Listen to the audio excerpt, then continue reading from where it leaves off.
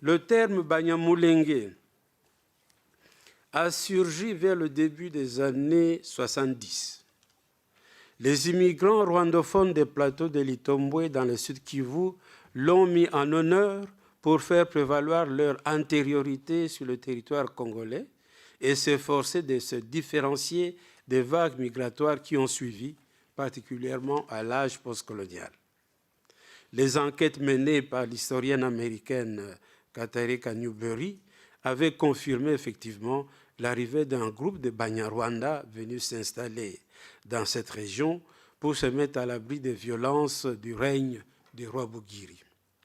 Mais jusqu'aux années 70, reconnaît un des principaux leaders du groupe, je cite Muller Ruimbika, leur dénomination était celle de Banyarwanda.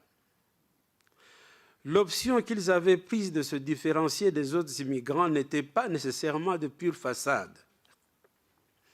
L'on a vu par exemple un officier de cette contrée, le commandant Masunzu, qui en un premier temps avait combattu dans les rangs du FPR, puis dans ceux de l'AFDEL et du RCD Goma, faire volte-face en un second temps pour s'opposer à l'emprise du Rwanda et à la présence envahissante de ses troupes au Congo.